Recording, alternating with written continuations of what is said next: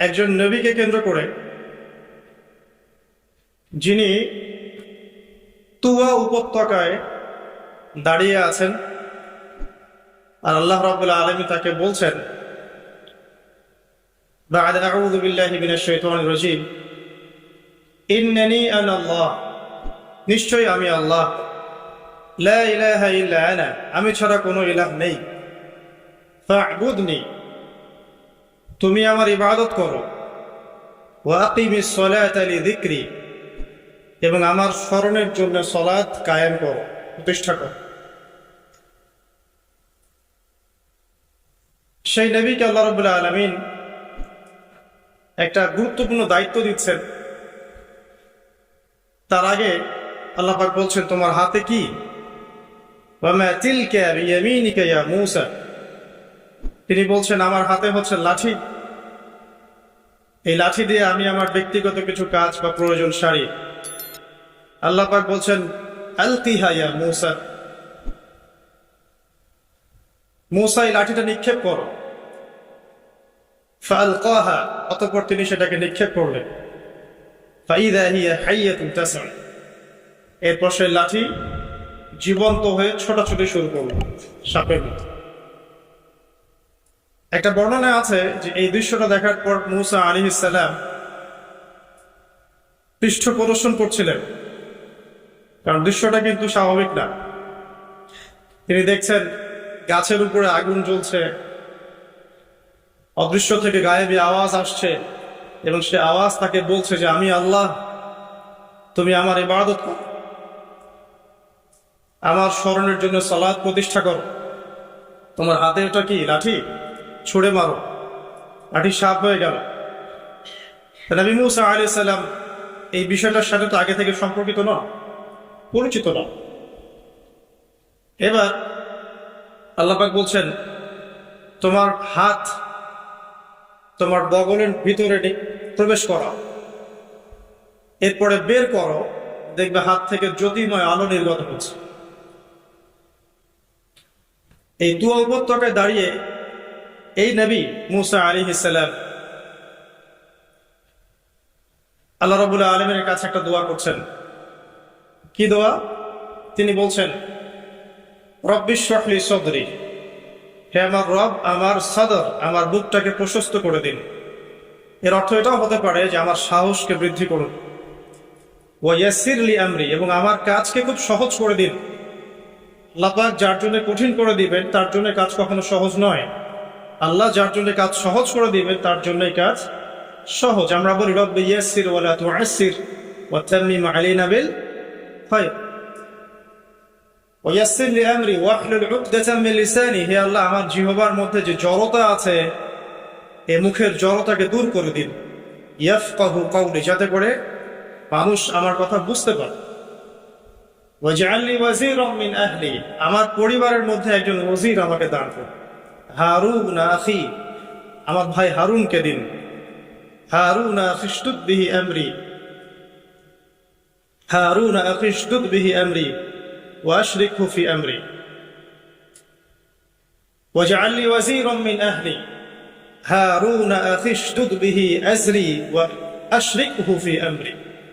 আমার পরিবারের মধ্যে হারুনকে আপনি আমার ওজির করে দিন, এবং আমার কাজে তাকে আপনি আমার সহযোগী বানিয়ে দিন।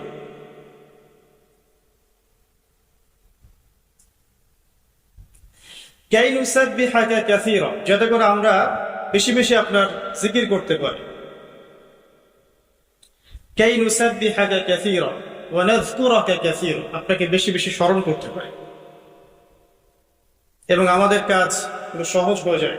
কাই নুসাব্বিহাকা কাসীরা ওয়া নাযকুরাকা কাসীরা ইন্নাকা কুনতা বিনা বাসীরা, আপনি সবসময় আমাদেরকে দেখবেন, আমরা আপনার দর্শনের মধ্যেই থাকবো। তো নবী মূসা আলাইহিস সালাম এই যে দোয়াগুলো করলেন, এখান থেকে আমি আপনাকে আলোচনা শুরু করতে যাচ্ছি আজকে। নবী মূসা আলাইহিস সালাম আল্লাহর সামনে দাঁড়িয়ে দোয়াগুলো করছেন। আল্লাহ, আমার হৃদয়টাকে প্রশস্ত করুন, আমার জিহ্বার জড়তা দূর করে দিন, আমার কাজগুলোকে সহজ করে দিন, এবং আমার ভাই হারুনকেও আমার সাথে দিন, যাতে করে আমরা বেশি বেশি আপনার স্মরণ করতে পারি। প্রশ্ন হচ্ছে, কি কারণে নবী মূসা আলাইহিস সালাম এই দোয়াটা করছেন? উত্তর, আল্লাহ পাক তাকে একটা বড় দায়িত্ব দিয়েছে, বিশাল দায়িত্ব।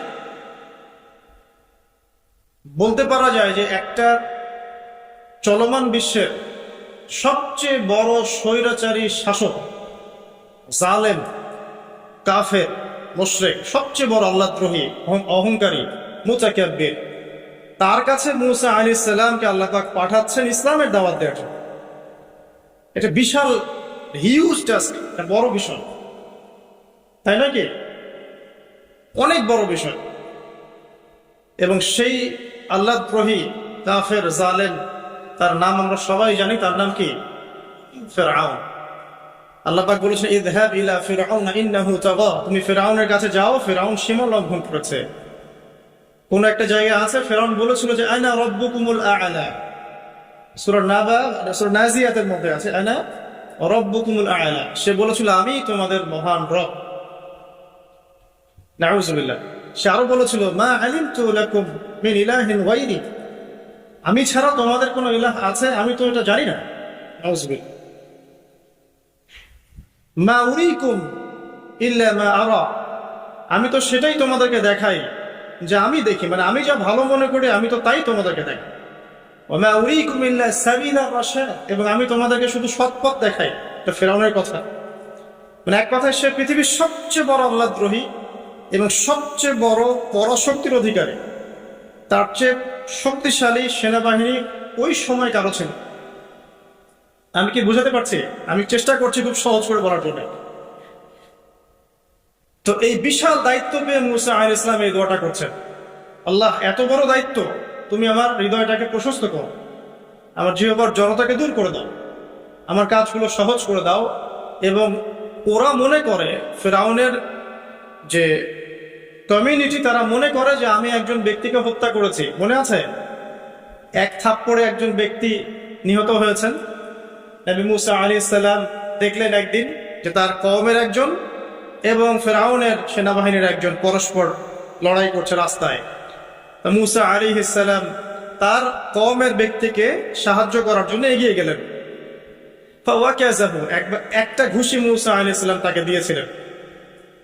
ফাকাদা আলাইহি, একটা ঘুষিতেই আল্লাহর হুকুমে ওই ব্যক্তি ডেড। তো এতে ফিরআউনের বাহিনী মনে করে যে মুসা আলাইহিস সালাম একটা অন্যায় করেছে। মুসা আলাইহিস সালাম তো ইন্টেনশনালি এই কাজটা করেন নাই। এই ঘটনার ফলশ্রুতিতে মুসা আলাইহিস সালামকে সেখান থেকে মাদিয়ানে চলে আসতে হয়েছে। মিশরে আর থাকা হয়নি। মাদিয়ানে এসে শুআয়ব আলাইহিস সালামের মেয়েকে বিয়ে করার পর তিনি সেখানে প্রায় 10 বছর অবস্থান করেছেন। এখন 10 বছর পর আল্লাহ রাব্বুল আলামিন তাকে বলছেন তুমি ফিরআউনের কাছে যাও, তুমি নবী, এবং তাকে ইসলামের দাওয়াত। ইযহাবা ইলা ফিরআউনা ইন্নাহু তাগা, তুমি এবং হারুন দুইজন ফিরআউনের কাছে যাও এবং জেনে রাখো যে সে সীমা লঙ্ঘন করেছে, কিন্তু ফাকুলা লাহু কাওলান লাইয়িনা, ফিরআউনের সাথেও একটু নরম স্বরে কথা বলো, কারণ দাওয়াত দিতে হলে মানুষের সাথে নরম স্বরে কথা বলতে হয়। এখানে খেয়াল করে দেখেন, ফিরআউনের সংশোধনের জন্য আল্লাহ রাব্বুল আলামিন নবী মুসা আলাইহিস সালাম এবং হারুন আলাইহিস সালামকে পাঠাচ্ছেন এই মর্মে ওহী করে যে তোমরা ফিরআউনের কাছে যাও, তাকে ইসলামের দাওয়াত দিও, কিন্তু তার সাথে নরম সুরে কথা বলো। ফাকুলা লাহু কাওলান লাইয়িনা, তার সাথে নরম ভাবে কথা বলো। লাআল্লাহু ইয়াতাযাক্কারু আও ইয়াখশা, হয়তোবা সে উপদেশ গ্রহণ করবে এবং আমাকে ভয় করবে।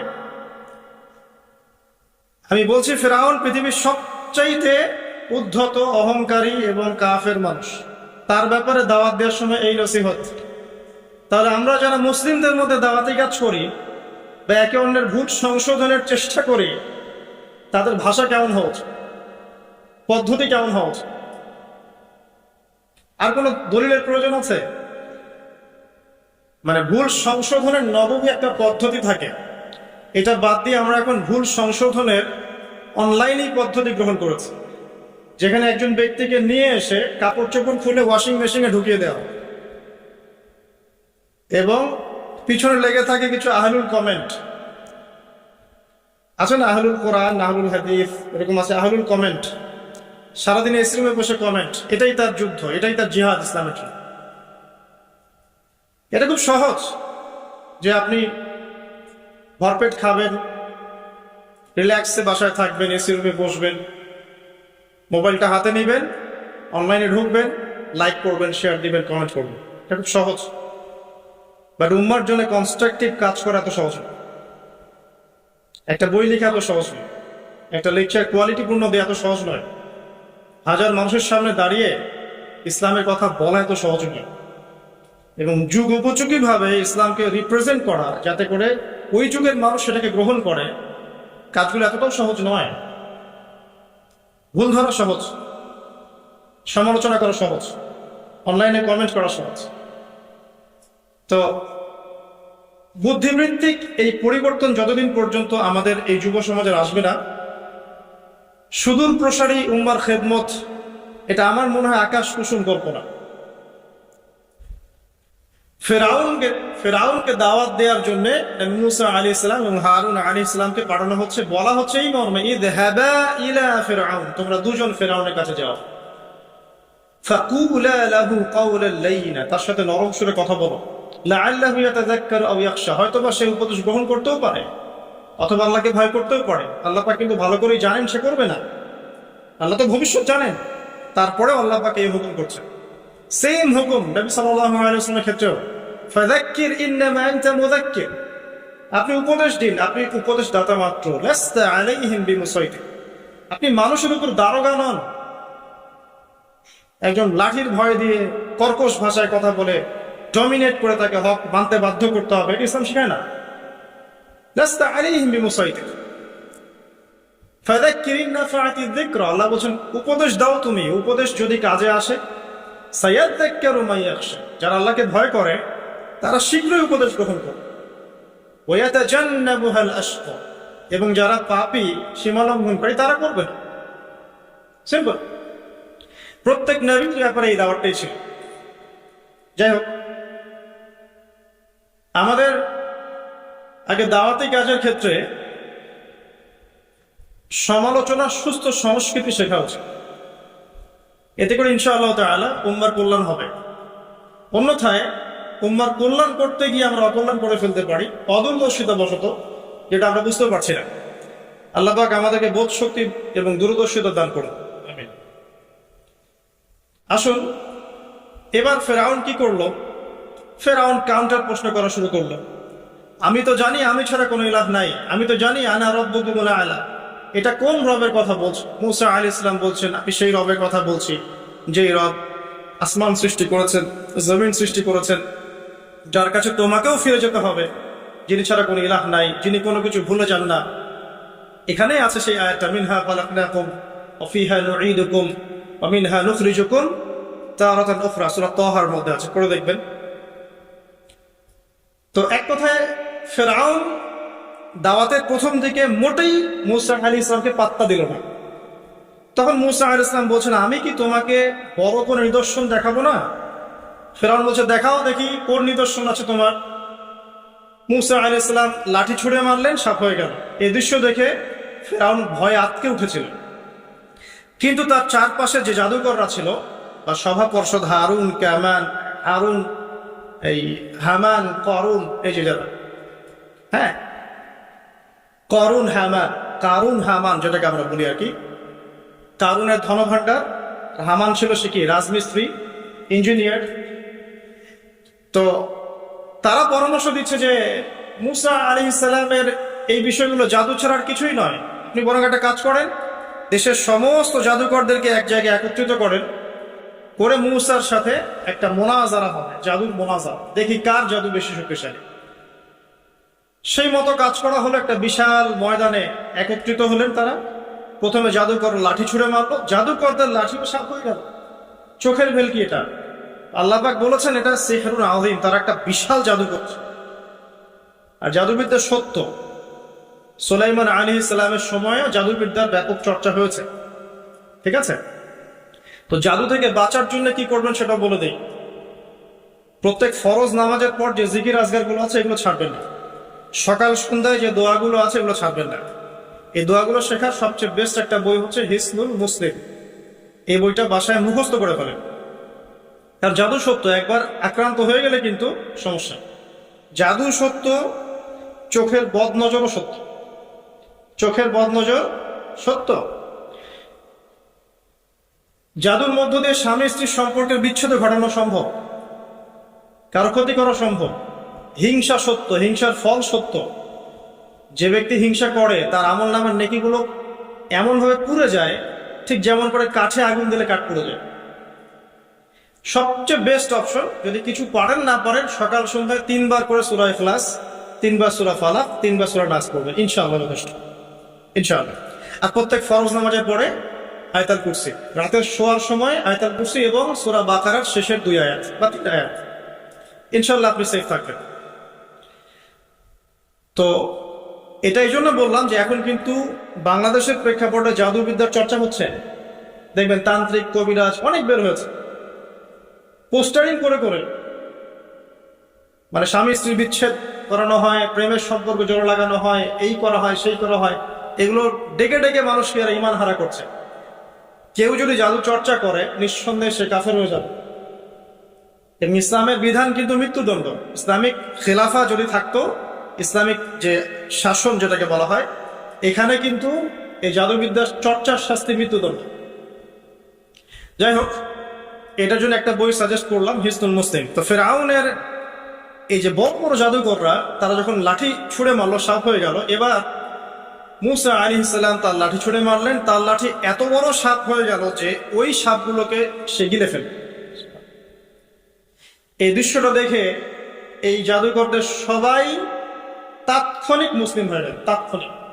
তারা বললো যে ক্বালু আমান্না বিরাব্বি হারুন ওয়া মূসা, তারা বলে উঠলো সমস্বরে যে আমরা হারুন এবং মূসার রবের প্রতি ঈমান নিয়ে আসলাম। কারণ তারা তো সবচেয়ে বড় জাদুকর, তারা জানেন যে আসলে কোনটা জাদু আর কোনটা মুজিজা, তারা ভালো বুঝতে পারবে। তো ফিরআউন এবার এখনো মানতে নারাজ। সে বলছে, আচ্ছা, ইন্নাহু কাবীরুকুম, নিশ্চয়ই ওই মূসা তোমাদের বড় লিডার হবে। আল্লামাকুমুস সিহর, সে তোমাদেরকে জাদু শিখিয়েছে মনে হয়। ফিরআউন বলছেন মূসা এবং হারুন সম্ভবত তোমাদের লিডার, সেই তোমাদেরকে জাদু শিখিয়েছে। নাউযুবিল্লাহ। তো এই জাদুকররা কিছুতেই আর ঈমান হারা হলো না। তারা এক ওয়াক্ত নামাজও পড়ে নাই, একটা সওমও রাখেন নাই।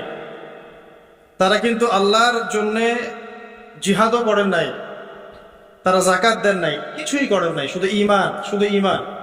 ঈমান আনার পরেই ফিরআউন তাদেরকে হত্যা করল, ডান হাত বাম পা কেটে ফেলল এবং শুলে চড়িয়ে দিল। ইনশাআল্লাহ তারা জান্নাতে চলে গেলেন, শুধু ঈমান আনার কারণে, শুধু ঈমান আনা, খালেস ঈমান। ঈমানই সবচেয়ে বড় বিষয়। আমল করতে গিয়ে আমাদের মধ্যে ভুল ত্রুটি হতে পারে। এমনও হতে পারে কেউ সুদ খেয়ে ফেলছেন, কেউ জেনা করে ফেলছেন, স্পেশালি ইয়াং জেনারেশন, অ্যাফেয়ার, হারাম অ্যাফেয়ার, জেনা করে ফেলছে, বা বাধ্য হয়ে সে হারাম জব করছে, ঠিক আছে, মাদক দ্রব্য সেবন করেছে। এমন কোনো পাপ নাই সে করে নাই। যদি এমনও হয় তারপরেও হতাশ হবে না। আল্লাহ রাব্বুল আলামিন আপনার খালেস ঈমান যদি আপনি নিয়ে আসতে পারেন, তওবা করে ফিরে আসতে পারেন, আল্লাহ পাক মুহূর্তের মধ্যেই সমস্ত গুনাহ তো মাফ করে দিবেন ইনশাআল্লাহ, গুনাহগুলোকে নেকি দিয়ে পরিবর্তন করে দিবেন ইনশাআল্লাহ।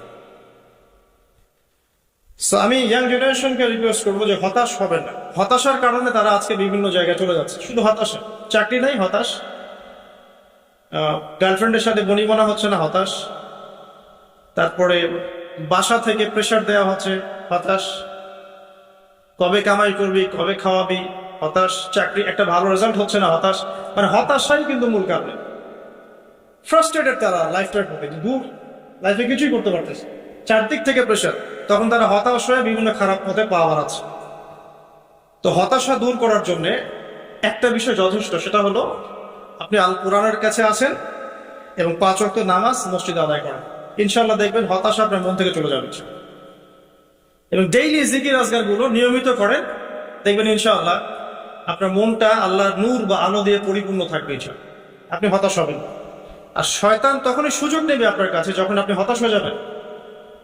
আপনি হতাশ হয়ে গেলে শয়তান আপনার কাছে সুযোগ নেবে, হতাশ হবেন। তো আসুন সামনের দিকে যাই। যে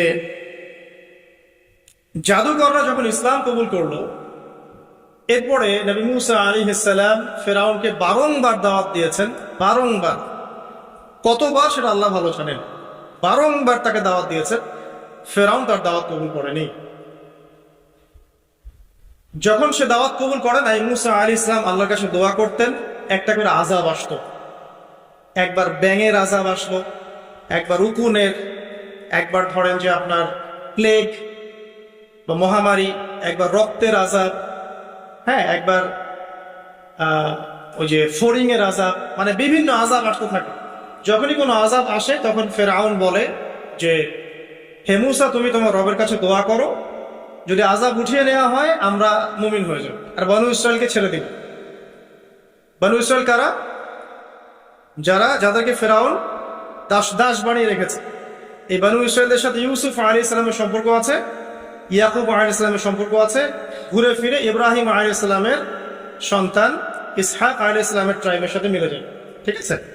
যারা প্রথমে থাকতেন প্যালেস্টাইনে, সেখান থেকে এই যে মিশরে চলে আসলেন, পরে তাদের হিস্ট্রি কি হলো আমরা সামনে জানবো।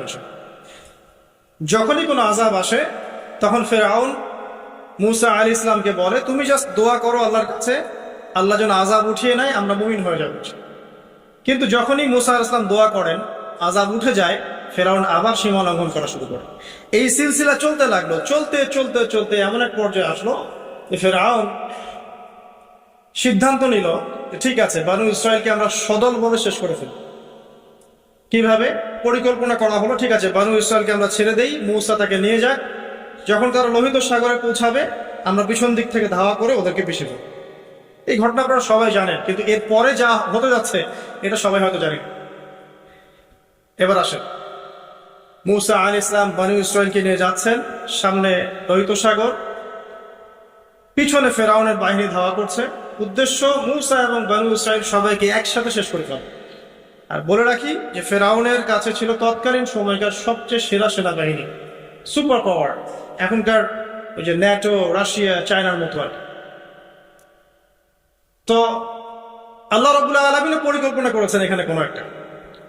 মুসা আলাইহিস সালামের কওমের মানুষরা, কিছু কিছু মানুষ বলা শুরু করলো, ইয়া মুসা ইন্না লামুদরাকুন, হে মুসা আমরা তো ধরা পড়ে গেলাম, সামনে লোহিত সাগর, পিছনে ফেরাউন। মুসা আলাইহিস সালাম এইরকম অবস্থাতেও বলছেন কাল্লা, কখনো না, কোশ্চিন কালেও না, ইন্না রাব্বি মাইয়া সায়াহদিন, আমার সাথে আমার রব আছেন, তিনি আমাকে পথ দেখান। চিন্তা করতে পারেন, এই কথা কিন্তু আমাদের নবী একদিন বলেছিলেন, যখন আবু বকর সিদ্দিক রাদিয়াল্লাহু আনহুর সাথে তিনি গারে সাউরে আটকা পড়েছেন, আত্মগোপন করেছেন, এখন কাফেররা চারপাশ থেকে ঘিরে ফেলেছে। তখন আবু বকর রাদিয়াল্লাহু আনহু কি বলছিলেন? ইয়া রাসূলুল্লাহ, তারা তো আমাদেরকে দেখে ফেলবে, নিচে তাকাইলে দেখে ফেলবে। রাসূল সাল্লাল্লাহু আলাইহি ওয়াসাল্লাম বলেন কখনো না, কখনো না, লা তাহজান, তুমি দুশ্চিন্তা করো না, ইন্নাল্লাহা মা'ানা, আল্লাহ আমাদের সাথে আছে। এগুলো কিন্তু চারটাখানি কথা না। যখন আপনি বিপদে পড়ে একনিষ্ঠভাবে আল্লাহর প্রতি তাওয়াক্কুল করে খালি বলবেন যে হাসবি আল্লাহ ওয়া নি'মাল ওয়াকিল, আল্লাহ আমার জন্য যথেষ্ট, তিনি উত্তম কর্মবিধায়ক, আল্লাহ পাকের দায়িত্ব হয়ে যাবে আপনাকে সাহায্য করা ইনশাআল্লাহ। কোনো টেনশন করবেন না। যখনই কোনো বিপদ আপদে পড়বেন মন থেকে বলবেন হাসবি আল্লাহ ওয়া নি'মাল ওয়াকিল, অথবা হাসবুনাল্লাহ ওয়া নি'মাল ওয়াকিল, ইনশাআল্লাহ দেখবেন আল্লাহর সাহায্য নেমে আসবে। তো মুসা আলাইহিস সালাম এই কথা বললেন, বলা মাত্রই কি হলো? বলা মাত্রই আল্লাহ রাব্বুল আলামিন ওহী করলেন যে লাঠি তুমি ছুঁড়ে মারো। এখন মুসা আলাইহিস সালাম সেই লাঠি ছুঁড়ে মারলেন লোহিত সাগরে। একটা দুটো নয়, 12টা রাস্তা হয়ে গেল। এগুলো কোনো রূপকথা নয়, কিন্তু এটা বাস্তব, এটা হয়েছে পৃথিবী। একজন আলেম একটা কথা বলেছিলেন একদিন, যে আগে মানুষ যত বেশি আল্লাহর কাছাকাছি থাকতো, আল্লাহ পাকের নুসরা মানে সাহায্য তত কাছে থাকতো। যখন মানুষ আল্লাহ থেকে দূরে সরা শুরু করেছে, আল্লাহ পাকের নুসরা আস্তে আস্তে আস্তে আস্তে শুরু হচ্ছে। এমনও হয়েছে এক সময় যে আসমান থেকে আল্লাহ পাক খাবার নাজিল করেছেন, এখন আপনি কল্পনা করতে পারছেন না। এমন হয়েছে এক সময় নেককার বান্দা হাত তুলে দোয়া করেছে, বৃষ্টি বর্ষণ শুরু হয়েছে। এখন সবাই মিলে আমরা ইস্তেসকার নামাজ পড়ছি, বৃষ্টি হচ্ছে না। না, আমাদের মন থেকে আল্লাহ পাক যত দূরে চলে যাচ্ছে গিয়েছেন, আল্লাহ পাকের নুসরা, সাহায্য, যে গায়েবী মাদাত, এটাও দূরে চলে যাচ্ছে। খেয়াল করে দেখবেন তো। 12টা রাস্তা হওয়ার পরে বনু ইসরাইল পার হয়ে গেল। এবার মুসা আলাইহিস সালামকে ধাওয়া করার জন্য ফেরাউন তার পুরো সেনাবাহিনী নিয়ে লোহিত সাগরে ঝাঁপ। এই ঘটনা আপনারা সবাই জানেন। এরপর আল্লাহ রাব্বুল আলামিন এক মুহূর্তের মধ্যে, 1 সেকেন্ডেরও কম সময়ের মধ্যে এই ফেরাউন এবং তার দলবলকে এই পানিতে ডুবিয়ে দিলেন। 1 সেকেন্ডেরও কম সময়ের মধ্যে, মুহূর্তের মধ্যে। যে ফেরাউন ছিল বিশ্বের পরাশক্তি, যার কাছে বিশ্বের সবচেয়ে বড় সেনাবাহিনী ছিল, যে সুদীর্ঘকাল বনু ইসরায়েলের উপর জুলুম করেছে এবং সে দাবিও করেছে আমি হচ্ছি মহান রব, তাকে আল্লাহ পাক সদল বলে ডুবিয়ে দিলেন। ডোবার সময় এই ফেরাউন একটা কথা বলছে, সে বলছে যে আমানতু বিরব্বি হারুন ওয়া মূসা। ডোবার সময় ফেরাউন বলছে যে আমি হারুন এবং মূসার রবের প্রতি ঈমান আনলাম। আল্লাহ পাক এখন বলছেন আল-আন, এখন ঈমান আনছো, ওয়াকাদ আসাইতা মিন ক্বাবল, এর পূর্বে তুমি সীমা লঙ্ঘন করেছিলে এবং তুমি ফাসাদ সৃষ্টিকারীদের অন্তর্ভুক্ত ছিলে। এখন আমি কি করবো জানো? আলা আল ইয়াউমা নুনাজ্জিকা বিবাদানিক, আজকে আমি তোমার এই বডি, তোমার বাদান, এই বাদানটাকে প্রিজার্ভ করব, সংরক্ষণ করব। তোমার শরীরটাকে, দেহটাকে আমি সংরক্ষণ করে রাখবো। কি জন্যে? লিতাকুনা লিমান খালফাকা আয়া, তোমার পরবর্তীতে যারা আসবে ওদের জন্য তুমি যেন নিদর্শন হতে পারো। ওয়া ইন্না কাসীরাম মিনান নাস আন আয়াতিনা লাগাফিলুন, এবং মানুষের মধ্যে বেশিরভাগ মানুষই আমার নিদর্শনগুলো সম্পর্কে গাফেল। আল্লাহ পাক ফেরাউনের বডি কেন প্রিজার্ভ করেছেন? যাতে করে ফেরাউনের এই মমি বা ফেরাউনের এই যে বডি, এটা যেন তার পরবর্তী যুগের মানুষদের জন্য নিদর্শন হয়। ঠিক আছে, এই পয়েন্টটা আপনি এখন মাথায় রেখে দেন। লেকচারের এই জায়গায় এসে এই পয়েন্টটা জাস্ট মাথায় রেখে দেন যে আল্লাহ পাক কেন ফেরাউনের বডিটাকে প্রিজার্ভ করেছেন, যাতে পরবর্তী জেনারেশন যারা আসবে তাদের জন্য ফেরাউনের এই লাশটা কি হয়? নিদর্শন হয়। এবার আসেন সামনে যাই, এই পয়েন্টটা মাথায় রেখে দেন। একটু পরে আমি আপনাদেরকে এই পয়েন্টটা নক করবো। মুসা আলাইহিস সালাম পার হয়ে গেলেন। পার হয়ে যাওয়ার পরে বনু ইসরাইল কিন্তু আর আগের মতো থাকলো না। মাত্র 40 দিনের ব্যবধানে, অনলি উইদিন 40 ডেজ, তারা আবার বাছুর পূজা শুরু করেছে। মুসা আলাইহিস সালাম তাওরাত আনতে গিয়েছেন, তাওরাত এনে দেখেন যে কম বাছুর পূজা শুরু করেছে, ফাসাদ সৃষ্টি করে দিয়েছে। সামেরি নামে একজন ব্যক্তি সর্বপ্রথম এই কাজটা শুরু করেছেন। এই ঘটনা সূরা তোহার মধ্যে আছে। শুধু তাই নয়, তারা অন্য যে ফাসাদ গুলো ছিল সেগুলো শুরু করলো। পাশাপাশি তারা হারুন আলাইহিস সালামকে চার্জ করেছিল, মানে হারুন আলাইহিস সালামকে বাধ্য করেছে যেন তিনি কিছু বলতে না পারেন। মুসা আলাইহিস সালাম ফিরে এসে তার কওমের এই অবস্থা দেখে খুব ব্যথিত হলেন। তাদেরকে আল্লাহ রাব্বুল আলামিন মান্না দিলেন, সালওয়া দিলেন। তারপরেও মুসা আলাইহিস সালামের কওমের কিছু ব্যক্তি বলল, লান নুমিনা লাকা মুসা, আমরা তোমার উপর ঈমান আনবই না, হাত্তা নারাল্লাহা জাহরা, যতক্ষণ না আমরা আল্লাহকে সচক্ষে দেখছি। দেখেন কোন বনু ইসরাইল, যাদেরকে আল্লাহ পাক ফেরাউনের কবল থেকে বাঁচিয়ে নিয়ে আসলেন, আসার 40 দিনের মধ্যেই শিরক করা শুরু করলো। আল্লাহকে দেখতে চাচ্ছে। এখন মান্না সালওয়া খাবার আসছে, তারা বলছে যে আমাদের এই খাবার পছন্দ না। ইয়া মুসা ফাদউ লানা রাব্বাক ইখরিজ লানা মিম্মা তুনবিতুল আরদু মিন বাকলিহা ওয়া কিসাইহা ওয়া ফুমিহা ওয়া আদাসিহা ওয়া বাসলিহা, হে মুসা তোমার রবকে বলো মসুর, পেঁয়াজ এগুলো উৎপন্ন করে খেতে চাই আমরা। তারা নিজেরা দোয়া করছে না, বলছে মুসা তুমি তোমার রবকে বলো। চিন্তা করেন কথা। এক কথায় সীমা লঙ্ঘনের সর্বোচ্চ পর্যায়ে তারা চলে গেল। মুসা আলাইহিস সালাম যখন ইন্তেকাল করলেন, তখন ইন্তেকাল করার ঠিক আগে একটা আদেশ আল্লাহ পাক দিয়েছিলেন। এই জায়গাটা একটু ভালো করে বোঝেন। মুসা আলাইহিস সালাম ইন্তেকাল করার আগে আল্লাহ রাব্বুল আলামিন একটা আদেশ করেছিলেন। সেটা কি? ওই যে প্যালেস্টাইন দেখা যাচ্ছে, প্যালেস্টাইনের হোলি ল্যান্ড, পবিত্র ভূমি দেখা যাচ্ছে, সেখানে আমালেকা নামে একটা সম্প্রদায় থাকে। কি নাম? আমালেকা সম্প্রদায়ের শারীরিক গঠন অনেক ভালো, শক্তিশালী, এবং তারাও একটা সুপার পাওয়ার। মুসা আলাইহিস সালামের কওমকে আল্লাহ পাক বললেন যে তোমরা আমালেকার সম্প্রদায়ের বিরুদ্ধে যুদ্ধ করবে, যুদ্ধ করে তোমরা প্যালেস্টাইনে ঢুকবে, জেরুজালেম তোমাদেরকে দেয়া হবে। কারণ ওইটা কিন্তু পবিত্র জায়গা, যেখানে ইব্রাহিম আলাইহিস সালাম সহ আবুল আম্বিয়া অনেক ইমাম, বহু ইমামের স্মৃতি বিজড়িত জায়গা। সেটা একটা পবিত্র হোলি জায়গা, যে জায়গাটার চারপাশ আল্লাহ পাক বরকতময় করেছেন, যেমনটা আল্লাহ পাক সূরা বনী ইসরাঈলে বলেছেন। তো এবার মূসা আলাইহিস সালামের কওম যে উত্তরটা দিয়েছিল, এটা সূরা মাইদার মধ্যে আছে। মূসা আলাইহিস সালামের কওম বলছে, ইয়া মূসা, হে মূসা, ইযহাবা আনতা ওয়া রাব্বুকা ফাকাতিলা, তুমি আর তোমার রব গিয়ে যুদ্ধ করো, যাও। ওয়া ইন্না হাহুনা কাঈদুন, আমরা এখানেই বসে থাকব। এই কথা বলেছে মূসা আলাইহিস সালামের কওম, ইযহাব আনতা ওয়া রাব্বুকা ফাকাতিলা, তুমি এবং তোমার রব গিয়ে যুদ্ধ করো, যাও। ওয়া ইন্না হাহুনা কাঈদুন, আমরা এখানে বসে থাকব। ব্যাস, আল্লাহ পাকের গজব চলে আসলো। 40 দিন তারা খালি তিহ উপত্যকায় ঘুরতেই থাকলো। সকালে যেখান থেকে যাত্রা শুরু করে, বিকেলে আবার সে জায়গায় ফিরে আসে। আল্লাহ পাক গজব দিলেন, আযাব দিলেন। এভাবে মূসা আলাইহিস সালামের সময়টা শেষ হয়ে যায়। ওই বাইতুল মাকদাস, জেরুজালেম বিজয় করার হলো না। ঠিক আছে, সামনে যাই চলেন। মূসা আলাইহিস সালামের পরে নবী হলেন ইউশা বিন নুন। কি নাম? ইউশা বিন নুন। ইউশা বিন নুন আলাইহিস সালামের সময় এই যুদ্ধ পরিচালিত হলো, এবং তিনি তালুতকে দায়িত্ব দিয়েছিলেন সেনাবাহিনীর, যিনি মাত্র 313 জন বা 317 জন সৈন্য নিয়ে আমালেকা সম্প্রদায়ের এগেইনস্টে যুদ্ধ করেছেন। আল্লাহ পাক পরীক্ষা করেছিলেন, এই নহর পার হতে হবে, যারা পানি খাবে তারা আর যুদ্ধ করতে পারবে না, এলিমিনেট। এরা পানি খাবে না, পরীক্ষা, পানিও খাওয়া যাবে না, শুধু এক গোরফা ব্যতীত, এক চুমুক ব্যতীত, তাদেরকে নিয়ে যুদ্ধ করতে। বেশিরভাগই পানি খেয়ে ফেলবে, 313 জন বা 17 জন তারা খায়। তাদেরকে নিয়ে ইউশা বিন নুন নেতৃত্বে তালুত যুদ্ধ করছেন জালুতের সাথে।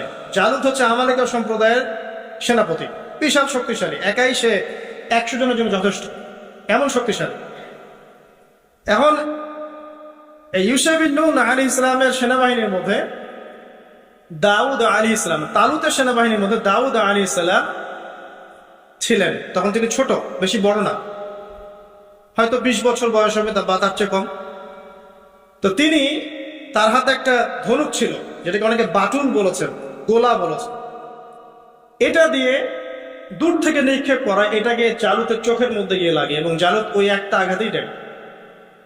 এবং আমালেকা সম্প্রদায়ের অনেক বড় বড় যারা যোদ্ধা ছিল, এটা ভয় পেয়ে যায় যে না জানি এটা কোন সুপার পাওয়ার আসছে। এক কথায় এই অল্প সংখ্যক সৈন্য নিয়ে, মাত্র অল্প সংখ্যক সৈন্য নিয়েই তালুত এই যুদ্ধে জয়লাভ করে। এবং অনেক দিন পর, ওই ইউসুফ আলাইহিস সালামের পর অনেক বছর পর তারা আবারও সেই বাইতুল মাকদাসে প্রবেশ করতে পারে, মানে জেরুজালেমে। এটা বললে সহজে বুঝবেন। তারা সেখানে প্রবেশ করলো এবং সেখানে তারা বসবাস করতে লাগলো। আল্লাহ পাক তাদেরকে শর্ত দিলেন, একটা শর্ত, সেটা হচ্ছে ওয়াইন উদ্তুম উদনা, তোমরা যদি ভালো থাকো, ওয়ালাকাদ কাতাবনা ফি যাবুরি আন্না আল-আরদা ইয়ারিসুহা মিন বা'দি যিকরি আন্না আল-আরদা ইয়ারিসুহা ইবাদিয়াস সালিহুন। আল্লাহ পাক বলে দিলেন যাবুরে, জিকির লেখার পরে, উপদেশগুলো লেখার পরে, যে এই ল্যান্ড, পবিত্র ভূমি, তাদের জন্য থাকবে যারা সলেহ বা সৎ হবে। যদি তোমরা সৎ কাজ করো তাহলে এই জমিতে থাকতে পারবে, জেরুজালেম তোমাদের। যদি সৎ কাজ না করো, সীমা লঙ্ঘন করো, আমিও তোমাদের ব্যাপারে ব্যবস্থা নেব। আল্লাহ পাকের এটা হুকুম। এরপর কিছু কাল তারা বেশ ভালোই ছিল। হঠাৎ করে তারা সীমা লঙ্ঘন শুরু করলো। সীমা লঙ্ঘন যখনই করেছে, আল্লাহ রাব্বুল আলামিন তাদেরকে পরাশক্তিদেরকে দিয়ে আক্রান্ত করে সেখান থেকে বের করে দিয়েছে। সবচেয়ে বড় বড় দুটো ঘটনা ঘটেছে। একটা রোমানদের দ্বারা, রোমানরা এসে ওদেরকে ওখান থেকে বহিষ্কার করে দিয়েছে।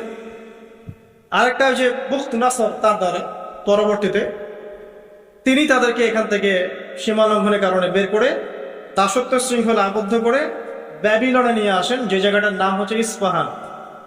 ইরানের যে পুরো কন্টিনেন্ট, এখানে ইস্পাহান নামে একটা জায়গা আছে। তো এখানে তারা চলে আসে। আমি বুঝতে চাচ্ছি, দেখেন, তারা জেরুজালেমে প্রবেশ করলো, কিছুদিন থাকলো, যখনই তারা সীমা লঙ্ঘন করলো, আল্লাহ পাক বের করে দিলেন বড় বড় 2 বার। এবার যখন দ্বিতীয়বার সীমা লঙ্ঘন করার পর তাদেরকে এই ব্যাবিলনে নিয়ে আসা হয়েছে, ইরাক, ইরান, ইস্পাহান এই কন্টিনেন্টে, তারা এখন আবার দাস। বানু ইসরায়েলের দাসত্ব থেকে ওই জেরুজালেমের রাজত্ব, সেখান থেকে আবার দাস, এবার ব্যাবিলনের দাস। এখানে তারা চর্চা করছে।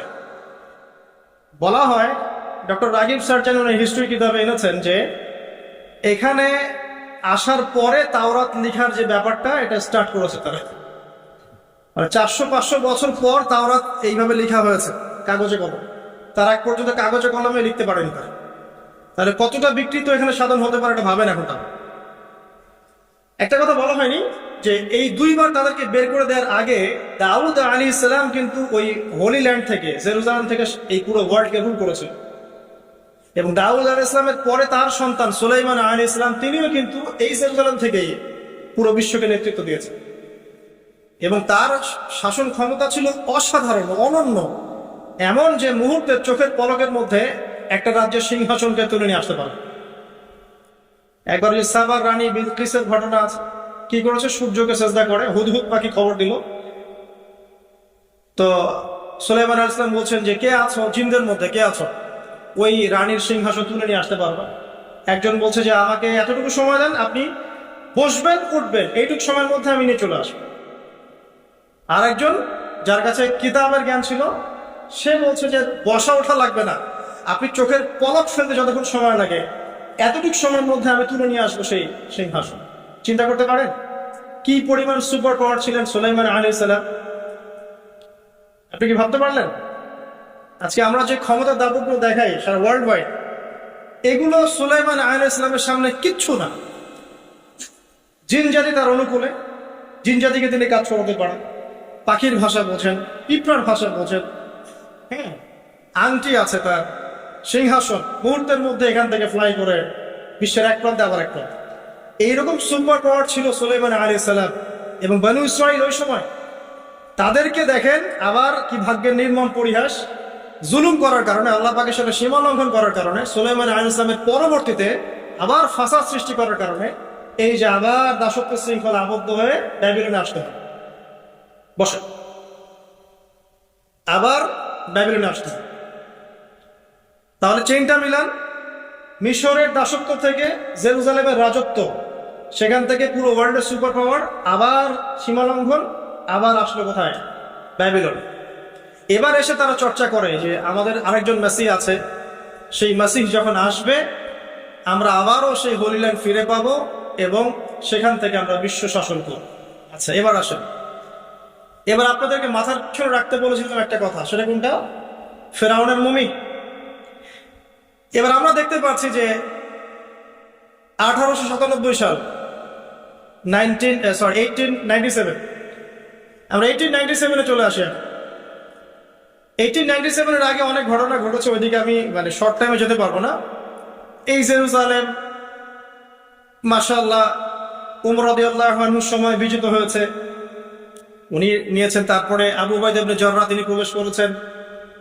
পরবর্তীতে মুসলিম যে খিলাফাগুলো চলেছে, এই সময়গুলোতেও জেরুজালেম হাতে এসেছে, হাত থেকে চলে গেছে, অনেক ঘটনা ঘটেছে। সালাউদ্দিন আইয়ুবী রাহিমাহুল্লাহ তিনি আবার জয় করেছেন, হ্যাঁ।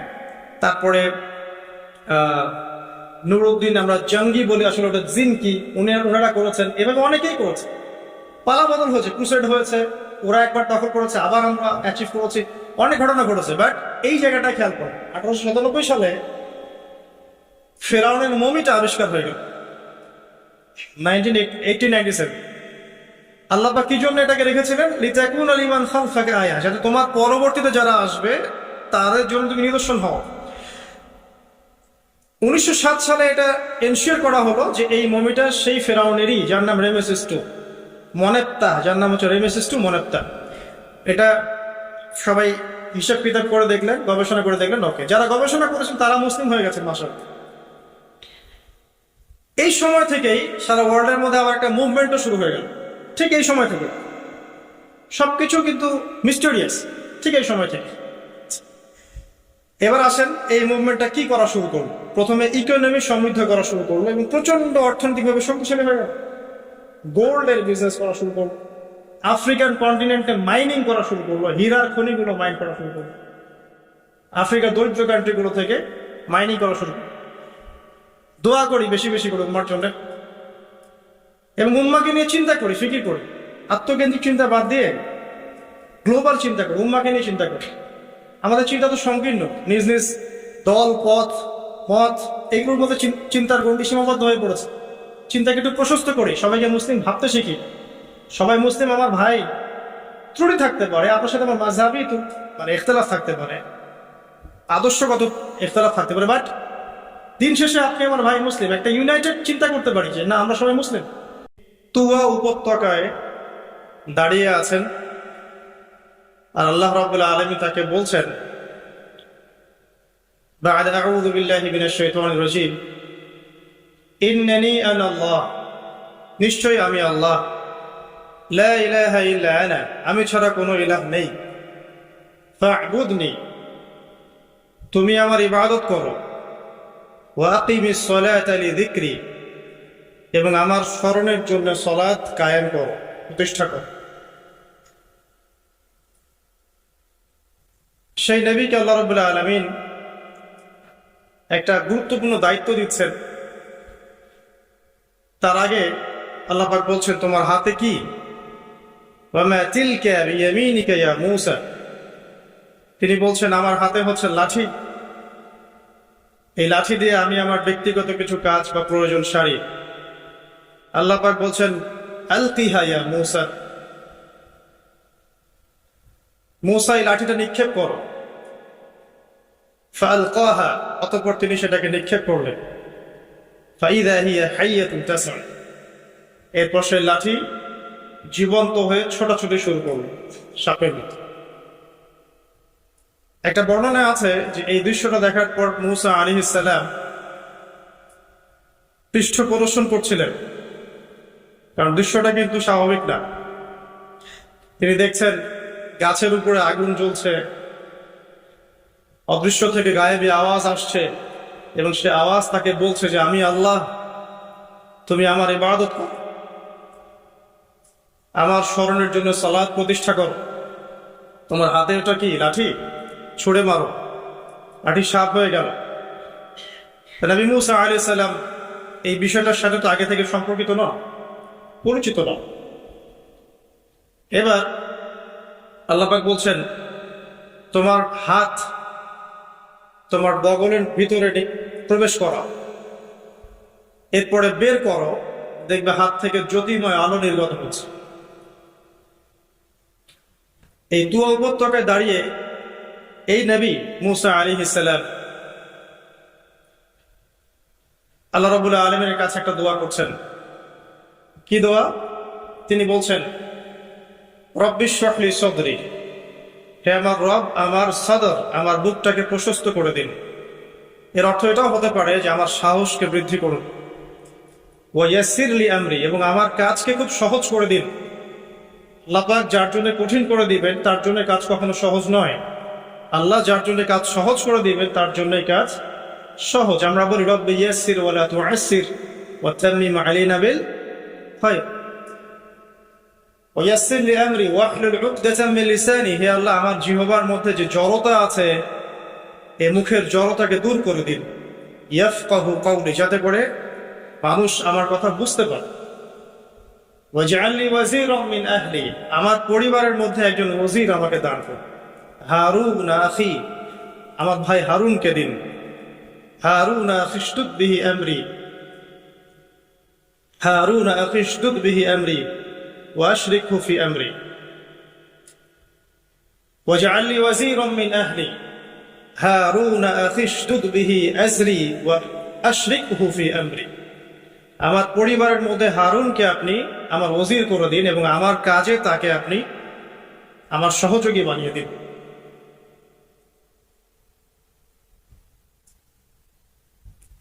কাই নুসাব্বিহাকা কাসীরা, যাতে করে আমরা বেশি বেশি আপনার জিকির করতে পারি। কাই নুসাব্বিহাকা কাসীরা ওয়া নাযকুরাকা কাসীরা, আপনাকে বেশি বেশি স্মরণ করতে পারি এবং আমাদের কাজ সহজ হয়ে যায়।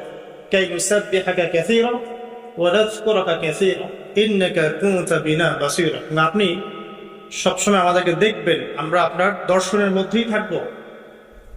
তো নবী মুসা আলাইহিস সালাম এই যে দোয়াগুলো করলেন, এখান থেকে আমি আপনাকে আলোচনা শুরু করতে যাচ্ছি আজকে। নবী মুসা আলাইহিস সালাম আল্লাহর সামনে দাঁড়িয়ে এই দোয়াগুলো করছেন।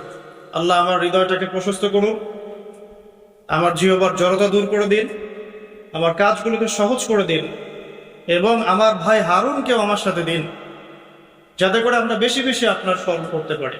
প্রশ্ন হচ্ছে, কি কারণে নবী মুসা আলাইহিস সালাম এই দোয়াটা করছেন? উত্তর, আল্লাহ পাক তাকে একটা বড় দায়িত্ব দিয়েছে, বিশাল দায়িত্ব। বলতে পারা যায় যে একটা চলমান বিশ্বের সবচেয়ে বড় স্বৈরাচারী শাসক, জালেম, কাফের, মুশরিক, সবচেয়ে বড় আল্লাহদ্রোহী, অহংকারী, মুতাকাব্বির, তার কাছে মুসা আলাইহিস সালামকে আল্লাহ পাক পাঠাচ্ছেন ইসলামের দাওয়াত দেওয়ার জন্য। এটা বিশাল, হিউজ টাস্ক, একটা বড় বিষয়, তাই নাকি? অনেক বড় বিষয়। এবং সেই আল্লাহদ্রোহী, কাফের, জালেম, তার নাম আমরা সবাই জানি, তার নাম কি? ফিরআউন। আল্লাহ পাক বলেছেন, ইযহাব ইলা ফিরআউনা ইন্নাহু তাগা, তুমি ফিরআউনের কাছে যাও, ফিরআউন সীমা লঙ্ঘন করেছে। কোন একটা জায়গা আছে, ফিরআউন বলেছিল যে আনা রাব্বুকুমুল আ'লা, সূরা নাবা, সূরা নাজিয়াতের মধ্যে আছে, আনা রাব্বুকুমুল আ'লা, সে বলেছিল আমি তোমাদের মহান রব। নাউযুবিল্লাহ। সে আরো বলেছিল, মা আলিমতু লাকুম মিন ইলাহিন গায়রি, আমি ছাড়া তোমাদের কোনো ইলাহ আছে আমি তো এটা জানি না। নাউযুবিল্লাহ। মা উরিকুম ইল্লা মা আরা, আমি তো সেটাই তোমাদেরকে দেখাই যে আমি দেখি, মানে আমি যা ভালো মনে করি আমি তো তাই তোমাদেরকে দেখাই। ওয়া মা উরিকুম ইল্লা সাবিলা রাশাদ, এবং আমি তোমাদেরকে শুধু সৎ পথ দেখাই। এটা ফিরআউনের কথা। মানে এক কথায় সে পৃথিবীর সবচেয়ে বড় আল্লাহদ্রোহী এবং সবচেয়ে বড় পরাশক্তির অধিকারী। তার চেয়ে শক্তিশালী সেনাবাহিনী ওই সময় কারো ছিল। আমি কি বুঝাতে পারছি? আমি চেষ্টা করছি খুব সহজ করে বলার জন্য।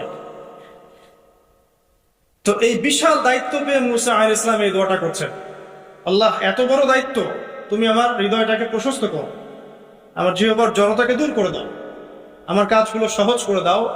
এবং ওরা মনে করে, ফিরআউনের যে কমিউনিটি, তারা মনে করে যে আমি একজন ব্যক্তিকে হত্যা করেছি। মনে আছে, এক থাপ্পড়ে একজন ব্যক্তি নিহত হয়েছেন।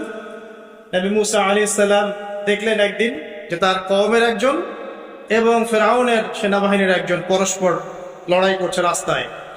তো মুসা আলাইহিস সালাম তার কওমের ব্যক্তিকে সাহায্য করার জন্য এগিয়ে গেলেন। ফাওয়াকাযাহু, একটা ঘুষি মুসা আলাইহিস সালাম তাকে দিয়েছিলেন। ফাকাদা আলাইহি, একটা ঘুষিতেই আল্লাহর হুকুমে ওই ব্যক্তি ডেড। তো এতে ফিরআউনের বাহিনী মনে করে যে মুসা আলাইহিস সালাম একটা অন্যায় করেছে। মুসা আলাইহিস সালাম তো ইন্টেনশনালি এই কাজটা করেন নাই। এই ঘটনার ফলশ্রুতিতে মুসা আলাইহিস সালামকে সেখান থেকে মাদিয়ানে চলে আসতে হয়েছে। মিশরে আর থাকা হয়নি।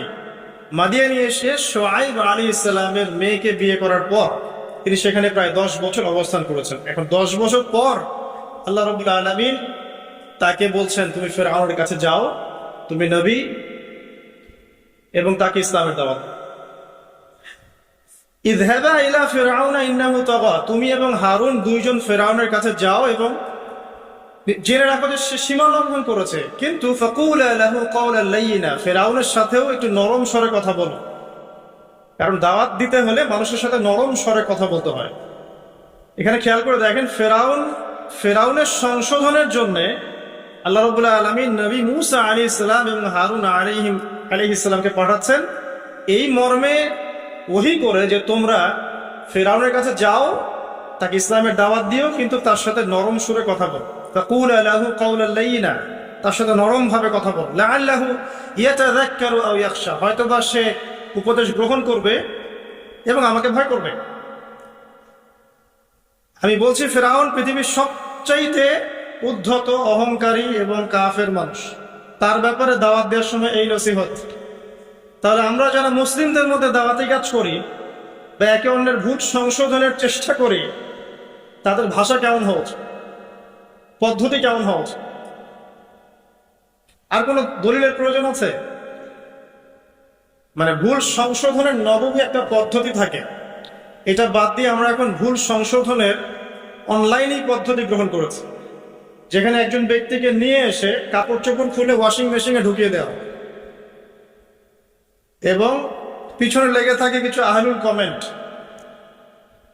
আছে না, আহলুল কোরআন, আহলুল হাদিস, এরকম আছে আহলুল কমেন্ট। সারাদিন ইসলামে বসে কমেন্ট, এটাই তার যুদ্ধ, এটাই তার জিহাদ ইসলামের জন্য।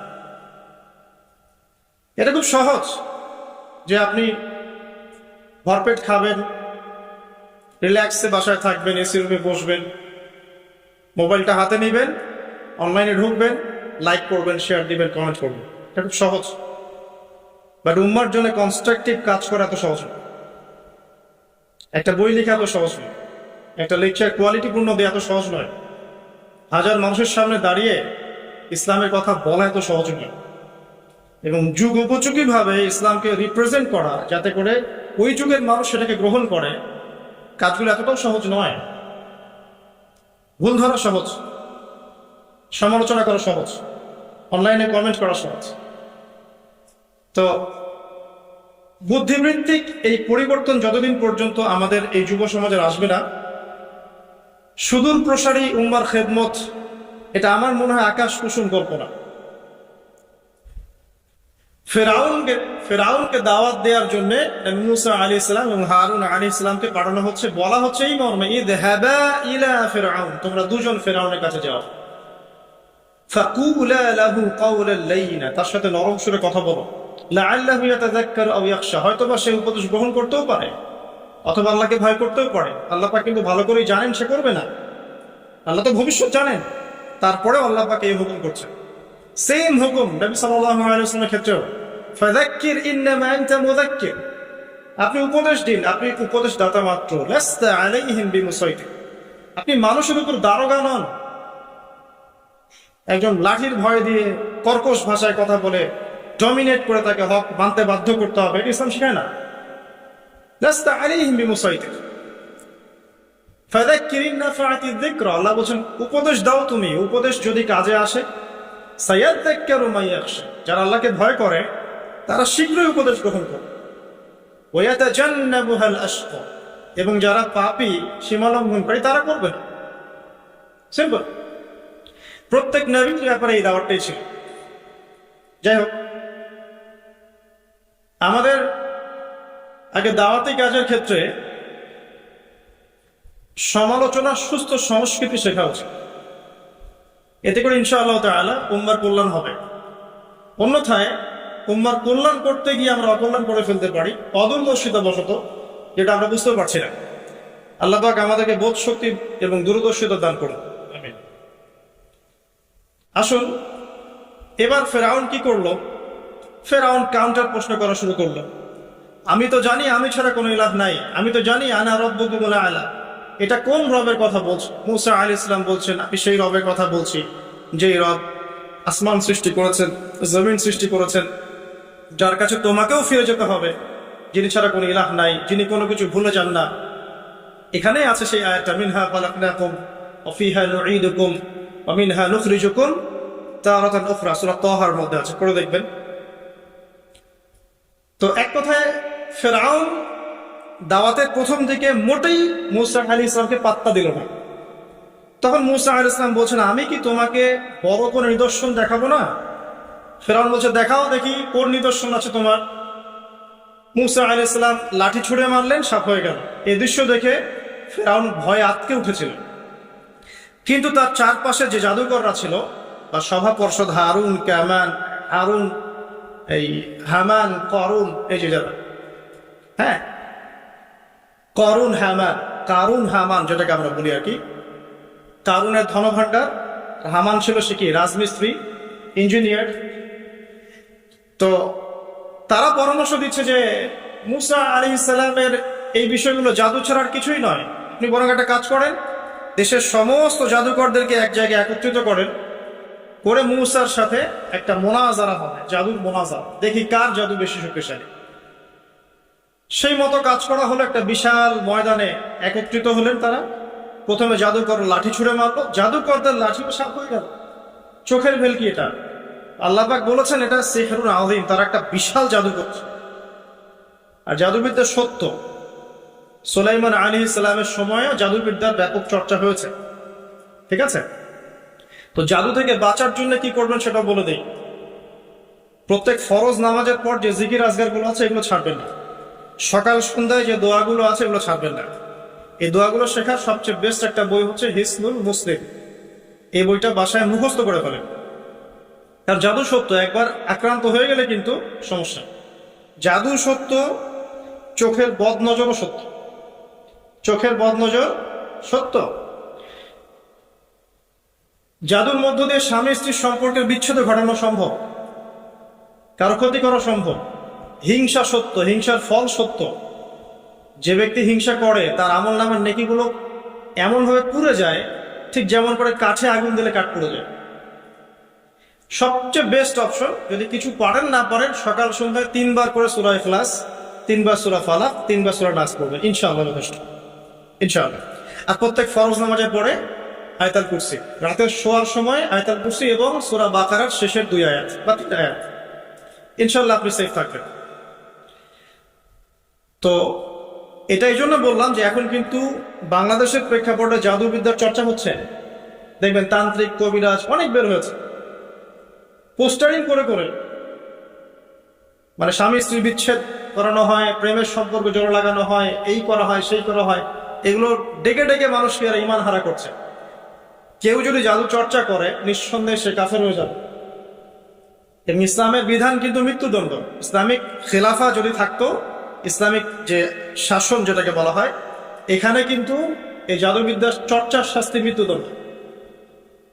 যাই হোক, এটার জন্য একটা বই সাজেস্ট করলাম, হিসনুল মুসলিম। তো ফিরআউনের এই যে বড় বড় জাদুকররা, তারা যখন লাঠি ছুঁড়ে মারলো, সাপ হয়ে গেল। এবার মুসা আলাইহিস সালাম তার লাঠি ছুঁড়ে মারলেন, তার লাঠি এত বড় সাপ হয়ে গেল যে ওই সাপগুলোকে সে গিলে ফেলল। এই দৃশ্যটা দেখে এই জাদুকরদের সবাই তাৎক্ষণিক মুসলিম হয়ে গেল, তাৎক্ষণিক। তারা বলল যে ক্বালু আমান্না বিরাব্বি হারুন ওয়া মূসা, তারা বলে উঠলো সমস্বরে যে আমরা হারুন এবং মূসার রবের প্রতি ঈমান নিয়ে আসলাম। কারণ তারা তো সবচেয়ে বড় জাদুকর, তারা জানেন যে আসলে কোনটা জাদু আর কোনটা মুজিজা, তারা ভালো বুঝতে পারে। তো ফিরআউন এবার এখনো মানতে নারাজ। সে বলছে, আচ্ছা, ইন্নাহু কাবীরুকুম, নিশ্চয়ই ওই মূসা তোমাদের বড় লিডার হবে। আল্লামাকুমুস সিহর, সে তোমাদেরকে জাদু শিখিয়েছে মনে হয়। ফিরআউন বলছে মূসা এবং হারুন সম্ভবত তোমাদের লিডার, সেই তোমাদেরকে জাদু শিখিয়েছে। নাউযুবিল্লাহ। তো এই জাদুকররা কিছুতেই আর ঈমান হারা হলো না। তারা এক ওয়াক্ত নামাজও পড়ে নাই, একটা সওমও রাখেন নাই। তারা কিন্তু আল্লাহর জন্য জিহাদও করেন নাই, তারা যাকাত দেন নাই, কিছুই করেন নাই, শুধু ঈমান, শুধু ঈমান। ঈমান আনার পরেই ফিরআউন তাদেরকে হত্যা করল, ডান হাত বাম পা কেটে ফেলল এবং শুলে চড়িয়ে দিল। ইনশাআল্লাহ তারা জান্নাতে চলে গেলেন, শুধু ঈমান আনার কারণে। শুধু ঈমান আনা, খালেস ঈমান। ঈমানই সবচেয়ে বড় বিষয়। আমল করতে গিয়ে আমাদের মধ্যে ভুল ত্রুটি হতে পারে। এমনও হতে পারে কেউ সুদ খেয়ে ফেলছেন, কেউ জেনা করে ফেলছেন, স্পেশালি ইয়াং জেনারেশন, অ্যাফেয়ার, হারাম অ্যাফেয়ার, জেনা করে ফেলছে, বা বাধ্য হয়ে সে হারাম জব করছে, ঠিক আছে, মাদক দ্রব্য সেবন করেছে। এমন কোনো পাপ নাই সে করে নাই। যদি এমনও হয় তারপরেও হতাশ হবে না।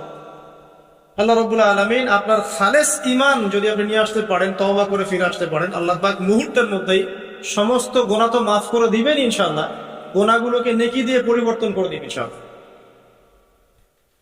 সো আমি ইয়াং জেনারেশনকে রিকোয়েস্ট করবো যে হতাশ হবে না। হতাশার কারণে তারা আজকে বিভিন্ন জায়গায় চলে যাচ্ছে। শুধু হতাশা, চাকরি নাই হতাশ,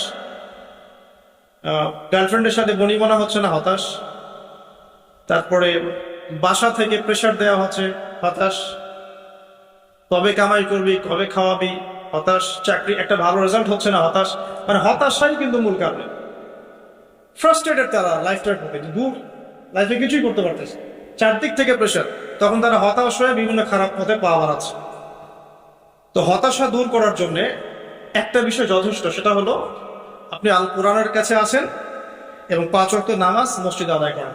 ইনশাআল্লাহ দেখবেন হতাশা আপনার মন থেকে চলে যাবে। এবং ডেইলি জিকির আজগার গুলো নিয়মিত করেন, দেখবেন ইনশাআল্লাহ আপনার মনটা আল্লাহর নূর বা আলো দিয়ে পরিপূর্ণ থাকবে ইনশাআল্লাহ। আপনি হতাশ হবেন না। আর শয়তান তখনই সুযোগ নেবে আপনার কাছে যখন আপনি হতাশ হয়ে যাবেন। আপনি হতাশ হয়ে গেলে শয়তান আপনার কাছে সুযোগ নেবে, হতাশ হবেন। তো আসুন সামনের দিকে যাই, যে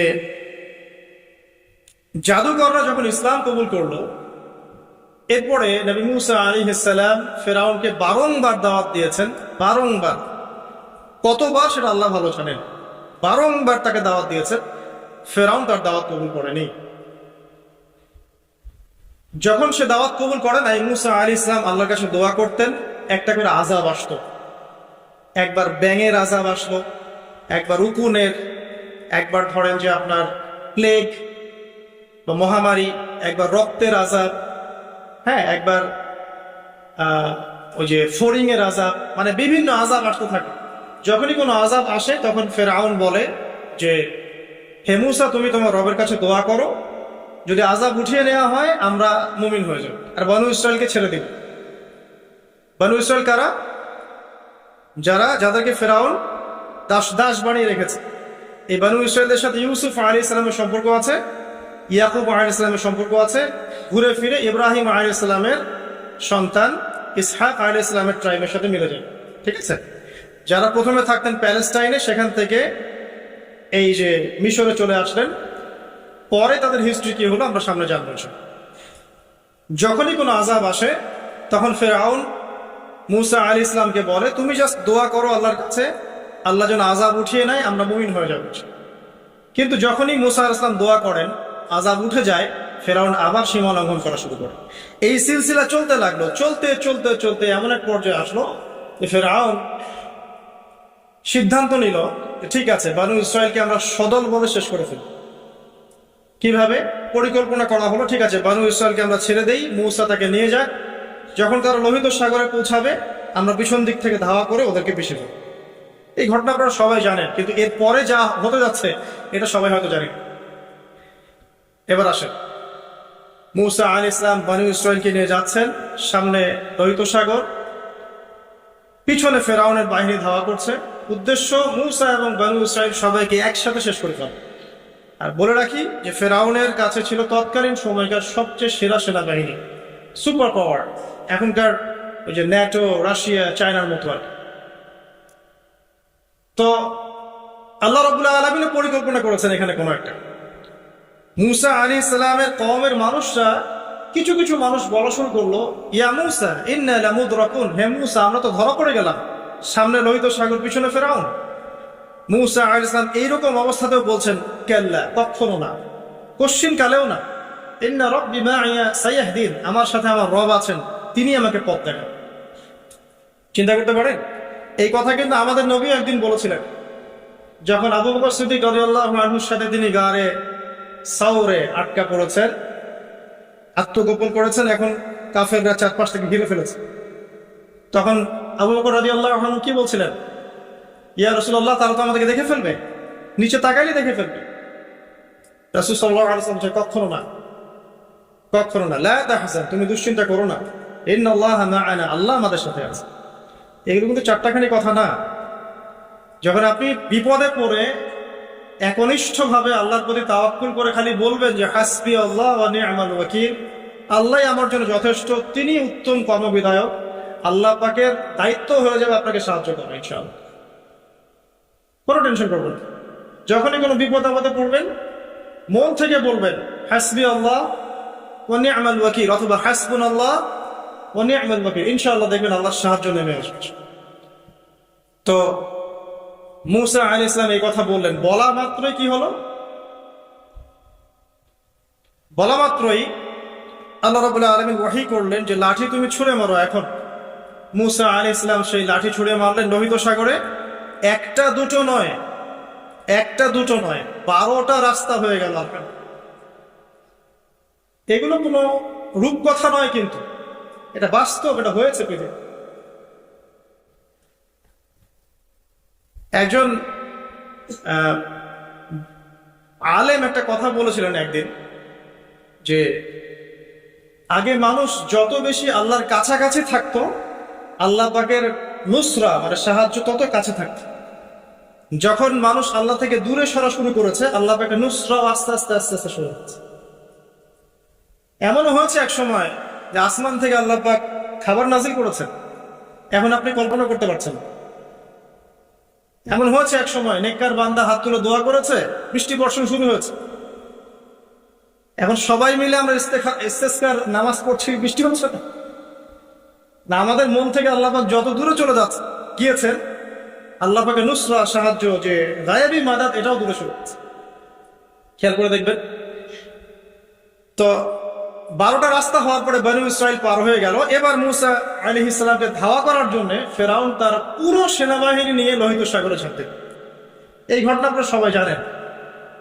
এরপর আল্লাহ রাব্বুল আলামিন এক মুহূর্তের মধ্যে, 1 সেকেন্ডেরও কম সময়ের মধ্যে এই ফেরাউন এবং তার দলবলকে এই পানিতে ডুবিয়ে দিলেন। 1 সেকেন্ডেরও কম সময়ের মধ্যে, মুহূর্তের মধ্যে। যে ফেরাউন ছিল বিশ্বের পরাশক্তি, যার কাছে বিশ্বের সবচেয়ে বড় সেনাবাহিনী ছিল, যে সুদীর্ঘকাল বনু ইসরায়েলের উপর জুলুম করেছে এবং সে দাবিও করেছে আমি হচ্ছি মহান রব, তাকে আল্লাহ পাক সদল বলে ডুবিয়ে দিলেন। ডোবার সময় এই ফেরাউন একটা কথা বলছে, সে বলছে যে আমানতু বিরব্বি হারুন ওয়া মূসা। ডোবার সময় ফেরাউন বলছে যে আমি হারুন এবং মূসার রবের প্রতি ঈমান আনলাম। আল্লাহ পাক এখন বলছেন আল-আন, এখন ঈমান আনছো, ওয়াকাদ আসাইতা মিন ক্বাবল, এর পূর্বে তুমি সীমা লঙ্ঘন করেছিলে এবং তুমি ফাসাদ সৃষ্টিকারীদের অন্তর্ভুক্ত ছিলে। এখন আমি কি করবো জানো? আলা আল ইয়াউমা নুনাজ্জিকা বিবাদানিক, আজকে আমি তোমার এই বডি, তোমার বাদান, এই বাদানটাকে প্রিজার্ভ করব, সংরক্ষণ করব। তোমার শরীরটাকে, দেহটাকে আমি সংরক্ষণ করে রাখবো। কি জন্যে? লিতাকুনা লিমান খালফাকা আয়া, তোমার পরবর্তীতে যারা আসবে ওদের জন্য তুমি যেন নিদর্শন হতে পারো। ওয়া ইন্না কাসীরা মিনান নাস আন আয়াতিনা লাগাফিলুন, এবং মানুষের মধ্যে বেশিরভাগ মানুষই আমার নিদর্শনগুলো সম্পর্কে গাফেল। আল্লাহ পাক ফেরাউনের বডি কেন প্রিজার্ভ করেছেন? যাতে করে ফেরাউনের এই মমি বা ফেরাউনের এই যে বডি, এটা যেন তার পরবর্তী যুগের মানুষদের জন্য নিদর্শন হয়। ঠিক আছে, এই পয়েন্টটা আপনি এখন মাথায় রেখে দেন। লেকচারের এই জায়গায় এসে এই পয়েন্টটা জাস্ট মাথায় রেখে দেন যে আল্লাহ পাক কেন ফেরাউনের বডিটাকে প্রিজার্ভ করেছেন, যাতে পরবর্তী জেনারেশন যারা আসবে তাদের জন্য ফেরাউনের এই লাশটা কি হয়? নিদর্শন হয়। এবার আসেন সামনে যাই, এই পয়েন্টটা মাথায় রেখে দেন। একটু পরে আমি আপনাদেরকে এই পয়েন্টটা নক করবো। মুসা আলাইহিস সালাম পার হয়ে গেলেন। পার হয়ে যাওয়ার পরে বনু ইসরাইল কিন্তু আর আগের মতো থাকলো না। মাত্র 40 দিনের ব্যবধানে, অনলি উইদিন 40 days, তারা আবার বাছুর পূজা শুরু করেছে। মুসা আলাইহিস সালাম তাওরাত আনতে গিয়েছেন, তাওরাত এনে দেখেন যে কম বাছুর পূজা শুরু করেছে, ফাসাদ সৃষ্টি করে দিয়েছে। সামেরি নামে একজন ব্যক্তি সর্বপ্রথম এই কাজটা শুরু করেছেন। এই ঘটনা তোহার মধ্যে আছে। শুধু তাই নয়, তারা অন্য যে ফাসাদ গুলো ছিল সেগুলো শুরু করলো। পাশাপাশি তারা হারুন আলাইহিস সালামকে চার্জ করেছিল, মানে হারুন আলাইহিস সালামকে বাধ্য করেছে যেন তিনি কিছু বলতে না পারেন। মুসা আলাইহিস সালাম ফিরে এসে তার কওমের এই অবস্থা দেখে খুব ব্যথিত হলেন। তাদেরকে আল্লাহ রাব্বুল আলামিন মান্না দিলেন, সালওয়া দিলেন। তারপরেও মুসা আলাইহিস সালামের কওমের কিছু ব্যক্তি বলল, লান নুমিনা লাকা মুসা, আমরা তোমার উপর ঈমান আনবই না, হাত্তা নারাল্লাহা জাহরা, যতক্ষণ না আমরা আল্লাহকে সচক্ষে দেখছি। দেখেন কোন বনু ইসরাইল, যাদেরকে আল্লাহ পাক ফেরাউনের কবল থেকে বাঁচিয়ে নিয়ে আসলেন, আসার 40 দিনের মধ্যেই শিরক করা শুরু করবে। আল্লাহকে দেখতে চাচ্ছে। এখন মান্না সালওয়া খাবার আসছে, তারা বলছে যে আমাদের এই খাবার পছন্দ না। ইয়া মুসা ফাদউ লানা রাব্বাক ইখরিজ লানা মিম্মা তুনবিতুল আরদু মিন বাকরিহা ওয়া কিসাইহা ওয়া ফুমিহা ওয়া আদাসিহা ওয়া বাসলিহা, হে মুসা তোমার রবকে বলো মসুর, পেঁয়াজ এগুলো উৎপন্ন করে খেতে চাই আমরা। তারা নিজেরা দোয়া করছে না, বলছে মুসা তুমি তোমার রবকে বলো। চিন্তা করেন কথা। এক কথায় সীমা লঙ্ঘনের সর্বোচ্চ পর্যায়ে তারা চলে গেল। মুসা আলাইহিস সালাম যখন ইন্তেকাল করলেন, তখন একটা ইন্তেকাল করার আগে, ঠিক আগে একটা আদেশ আল্লাহ পাক দিয়েছিলেন। এই জায়গাটা একটু ভালো করে বোঝেন। মুসা আলাইহিস সালাম ইন্তেকাল করার আগে আল্লাহ রাব্বুল আলামিন একটা আদেশ করেছেন। সেটা কি? ওই যে প্যালেস্টাইন দেখা যাচ্ছে, প্যালেস্টাইনের হোলি ল্যান্ড, পবিত্র ভূমি দেখা যাচ্ছে, সেখানে আমালেকা নামে একটা সম্প্রদায় থাকে। কি নাম? আমালেকা। আমালেকা সম্প্রদায়ের শারীরিক গঠন অনেক ভালো, শক্তিশালী, এবং তারাও একটা সুপার পাওয়ার। মুসা আলাইহিস সালামের কওমকে আল্লাহ পাক বললেন যে তোমরা আমালেকা সম্প্রদায়ের বিরুদ্ধে যুদ্ধ করবে, যুদ্ধ করে তোমরা প্যালেস্টাইনে ঢুকবে, জেরুজালেম তোমাদেরকে দেয়া হবে। কারণ ওইটা কিন্তু পবিত্র জায়গা, যেখানে ইব্রাহিম আলাইহিস সালাম সহ আবুল আম্বিয়া অনেক ইমাম, বহু ইমামের স্মৃতি বিজড়িত জায়গা। সেটা একটা পবিত্র হোলি জায়গা, যে জায়গাটার চারপাশ আল্লাহ পাক বরকতময় করেছেন, যেমনটা আল্লাহ পাক সূরা বনী ইসরাঈলে বলেছেন। তো এবার মুসা আলাইহিস সালামের কওম যে উত্তরটা দিয়েছিল, এটা সূরা মাইদার মধ্যে আছে। মুসা আলাইহিস সালামের কওম বলছে, ইয়া মুসা, হে মুসা, ইযহাবা আনতা ওয়া রাব্বুকা ফাকাতিলা, তুমি আর তোমার রব গিয়ে যুদ্ধ করো, যাও। ওয়া ইন্না হাহুনা কাঈদুন, আমরা এখানেই বসে থাকব। এই কথা বলেছে মুসা আলাইহিস সালামের কওম, ইযহাব আনতা ওয়া রাব্বুকা ফাকাতিলা, তুমি এবং তোমার রব গিয়ে যুদ্ধ করো, যাও। ওয়া ইন্না হাহুনা কাঈদুন, আমরা এখানে বসে থাকব। ব্যাস, আল্লাহ পাকের গজব চলে আসলো। 40 দিন তারা খালি তিহ উপত্যকায় ঘুরতেই থাকলো। সকালে যেখান থেকে যাত্রা শুরু করে, বিকেলে আবার সে জায়গায় ফিরে আসে। আল্লাহ পাক গজব দিলেন, আযাব দিলেন। এভাবে মুসা আলাইহিস সালামের সময়টা শেষ হয়ে যায়। ওই বাইতুল মাকদাস, জেরুজালেম বিজয় করার হলো না। ঠিক আছে, সামনে যায় চলেন। মুসা আলাইহিস সালামের পরে নবী হলেন ইউশা বিন নুন। কি নাম? ইউশা বিন নুন। ইউশা বিন নুন আলাইহিস সালামের সময় এই যুদ্ধ পরিচালিত হলো, এবং তিনি তালুতকে দায়িত্ব দিয়েছিলেন সেনাবাহিনীর, যিনি মাত্র 313 জন বা 317 জন সৈন্য নিয়ে আমালেকা সম্প্রদায়ের এগেইনস্টে যুদ্ধ করেছেন। আল্লাহ পাক পরীক্ষা করেছিলেন, এই নহর পার হতে হবে, যারা পানি খাবে তারা আর যুদ্ধ করতে পারবে না, এলিমিনেট। যারা পানি খাবে না, পরীক্ষা, পানিও খাওয়া যাবে না, শুধু এক গোরফা ব্যতীত, এক চুমুক ব্যতীত, তাদেরকে নিয়ে যুদ্ধ করতেন। বেশিরভাগই পানি খেয়ে ফেলবে। 313 জন বা 17 জন তারা খায়। তাদেরকে নিয়ে ইউশা বিন নুন নেতৃত্বে তালুত যুদ্ধ করছেন জালুতের সাথে। জালুত হচ্ছে আমালেকা সম্প্রদায়ের সেনাপতি, বিশাল শক্তিশালী, একাই সে 100 জনের জন্য যথেষ্ট, এমন শক্তিশালী। এখন এই ইউশা বিন নুন আলাইহিস সালামের সেনাবাহিনীর মধ্যে দাউদ আলাইহিস সালাম, তালুতের সেনাবাহিনীর মধ্যে দাউদ আলাইহিস সালাম ছিলেন। তখন তিনি ছোট, বেশি বড় না, হয়তো 20 বছর বয়স হবে বা তার চেয়ে কম। তো তিনি, তার হাতে একটা ধনুক ছিল, যেটাকে অনেকে বাটুল বলেছেন, গোলা বলেছেন। এটা দিয়ে দূর থেকে নিক্ষেপ করা, এটাকে জালুতের চোখের মধ্যে গিয়ে লাগে, এবং জালুত ওই একটা আঘাতেই দেয়। এবং আমালেকা সম্প্রদায়ের অনেক বড় বড় যারা যোদ্ধা ছিল, এটা ভয় পেয়ে যায় যে না জানি এটা কোন সুপার পাওয়ার আসছে। এক কথায় এই অল্প সংখ্যক সৈন্য নিয়ে, মাত্র অল্প সংখ্যক সৈন্য নিয়েই তালুত এই যুদ্ধে জয়লাভ করে। এবং অনেক দিন পর, ইউসুফ আলাইহিস সালামের পর, অনেক বছর পর তারা আবারও সেই বাইতুল মাকদাসে প্রবেশ করতে পারে, মানে জেরুজালেমে। এটা বললে সহজে বুঝবেন। তারা সেখানে প্রবেশ করলো এবং সেখানে তারা বসবাস করতে লাগলো। আল্লাহ পাক তাদেরকে শর্ত দিলেন, একটা শর্ত, সেটা হচ্ছে ওয়াইন উদ্তুম উদনা, তোমরা যদি ভালো থাকো, ওয়ালাকাদ কাতাবনা ফি যাবুরি আন্না আল-আরদা ইয়ারিসুহা মিন বা'দি যিকরি আন্না আল-আরদা ইয়ারিসুহা ইবাদিয়াস সালিহুন। আল্লাহ পাক বলে দিলেন জাবুরে, জিকির লেখার পরে, উপদেশগুলো লেখার পরে, যে এই ল্যান্ড, পবিত্র ভূমি, তাদের জন্য থাকবে যারা সলেহ বা সৎ হবে। যদি তোমরা সৎ কাজ করো তাহলে এই জমিতে থাকতে পারবে, জেরুজালেম তোমাদের। যদি সৎ কাজ না করো, সীমা লঙ্ঘন করো, আমিও তোমাদের ব্যাপারে ব্যবস্থা নেব। আল্লাহ পাকের এটা হুকুম। এরপর কিছু কাল তারা বেশ ভালোই ছিল। হঠাৎ করে তারা সীমা লঙ্ঘন শুরু করলো। সীমা লঙ্ঘন যখনই করেছে, আল্লাহ রাব্বুল আলামিন তাদেরকে পরাশক্তিদেরকে দিয়ে আক্রান্ত করে সেখান থেকে বের করে দিয়েছে। সবচেয়ে বড় বড় দুটো ঘটনা ঘটেছে। একটা রোমানদের দ্বারা, রোমানরা এসে ওদেরকে ওখান থেকে বহিষ্কার করে দিয়েছে।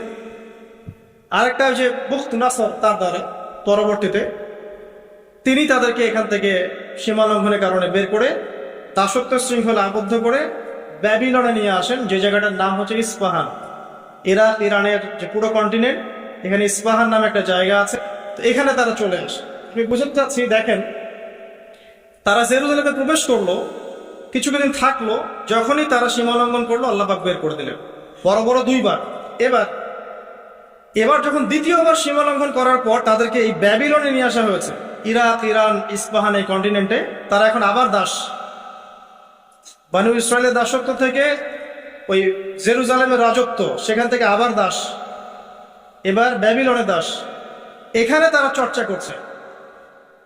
বলা হয়, ডক্টর রাগিব সার্জান উনি হিস্ট্রি কিতাবে এনেছেন যে এখানে আসার পরে তাওরাত লিখার যে ব্যাপারটা, এটা স্টার্ট করেছে তারা।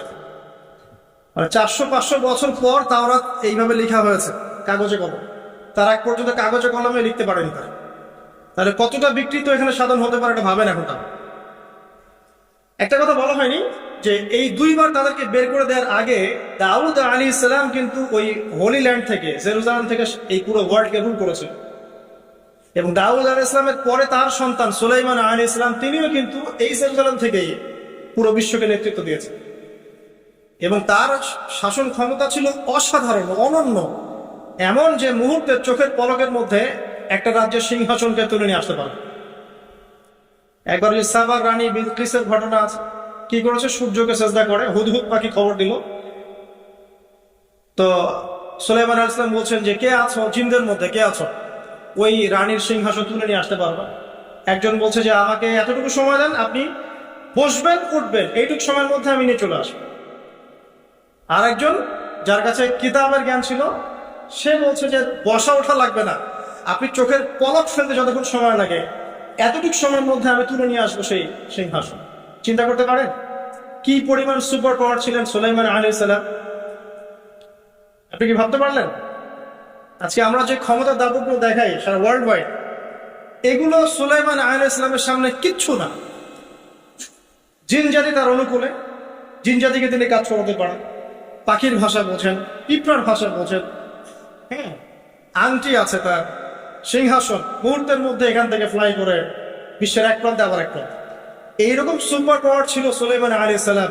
এবং বনু ইসরাইল ওই সময়, তাদেরকে দেখেন আবার কি ভাগ্যের নির্মম পরিহাস, জুলুম করার কারণে, আল্লাহ পাকের সাথে সীমা লঙ্ঘন করার কারণে, সুলাইমান আলাইহিস সালামের পরবর্তীতে আবার ফাসাদ সৃষ্টি করার কারণে এই যে আবার দাসত্ব শৃঙ্খলা আবদ্ধ হয়ে ব্যাবিলনে আসতে হয়। বসে আবার ব্যাবিলনে আসতে হয়। তাহলে চেইনটা মিলান, মিশরের দাসত্ব থেকে জেরুজালেমের রাজত্ব, সেখান থেকে পুরো ওয়ার্ল্ডের সুপার পাওয়ার, আবার সীমা লঙ্ঘন, আবার আসলো কোথায়? ব্যাবিলন। এবার এসে তারা চর্চা করে যে আমাদের আরেকজন মেসিহ আছে, সেই মেসিহ যখন আসবে আমরা আবারও সেই হোলি ল্যান্ড ফিরে পাবো এবং সেখান থেকে আমরা বিশ্ব শাসন করব। আচ্ছা, এবার আসেন, এবার আপনাদেরকে মাথার পিছনে রাখতে বলেছিলাম একটা কথা, সেটা কোনটা? ফেরাউনের মমি। এবার আমরা দেখতে পাচ্ছি যে 1897 সাল, 1897, আমরা 1897 চলে আসি। 1897 আগে অনেক ঘটনা ঘটেছে, ওইদিকে আমি মানে শর্ট টাইমে যেতে পারবো না। এই জেরুজালেম মাশাআল্লাহ উমর রাদিয়াল্লাহু আনহুর সময় বিজিত হয়েছে, উনি নিয়েছেন। তারপরে আবু উবাইদা ইবনে জাররাহ তিনি প্রবেশ করেছেন। পরবর্তীতে মুসলিম যে খিলাফাগুলো চলেছে, এই সময়গুলোতেও জেরুজালেম হাতে এসেছে, হাত থেকে চলে গেছে, অনেক ঘটনা ঘটেছে। সালাউদ্দিন আইয়ুবী রাহিমাহুল্লাহ তিনি আবার জয় করেছেন, হ্যাঁ। তারপরে নুরউদ্দিন, আমরা জঙ্গি বলি, আসলে ওটা জিন কি, ওনারা করেছেন। এভাবে অনেকেই করেছে, পালা বদল হয়েছে, ক্রুসেড হয়েছে, ওরা একবার দখল করেছে, আবার আমরা অ্যাচিভ করেছি, অনেক ঘটনা ঘটেছে। বাট এই জায়গাটা খেয়াল করুন, 1897 সালে ফেরাউনের মমিটা আবিষ্কার হয়ে গেল। 1897 আল্লাহ পাক কি জন্য এটাকে রেখেছিলেন? লিতাকুনা লিমান খালফাকা আয়া, যাতে তোমার পরবর্তীতে যারা আসবে তাদের জন্য তুমি নিদর্শন হও। 1907 সালে এটা এনশিওর করা হলো যে এই মমিটা সেই ফেরাউনেরই, যার নাম রেমেসিস II মনেপ্তা, যার নাম হচ্ছে রেমেসিস II মনেপ্তা। এটা সবাই হিসাব কিতাব করে দেখলেন, গবেষণা করে দেখলেন, ওকে, যারা গবেষণা করেছেন তারা মুসলিম হয়ে গেছেন মাশাআল্লাহ। এই সময় থেকেই সারা ওয়ার্ল্ডের মধ্যে আবার একটা মুভমেন্টও শুরু হয়ে গেল। ঠিক এই সময় থেকে সবকিছু কিন্তু মিস্টেরিয়াস, ঠিক এই সময় থেকে। এবার আসেন এই মুভমেন্টটা কি করা শুরু করলো। প্রথমে ইকোনমি সমৃদ্ধ করা শুরু করলো এবং প্রচন্ড অর্থনৈতিকভাবে শক্তিশালী হয়ে গেল। গোল্ডের বিজনেস করা শুরু করলো, আফ্রিকান কন্টিনেন্টে মাইনিং করা শুরু করলো, হীরার খনিগুলো মাইন করা শুরু করলো, আফ্রিকার দরিদ্র কান্ট্রিগুলো থেকে মাইনিং করা শুরু করলো। দোয়া করি বেশি বেশি করে উম্মার জন্য, এবং উম্মাকে নিয়ে চিন্তা করি, ফিকির করি, আত্মকেন্দ্রিক চিন্তা বাদ দিয়ে গ্লোবাল চিন্তা করি, উম্মাকে নিয়ে চিন্তা করি।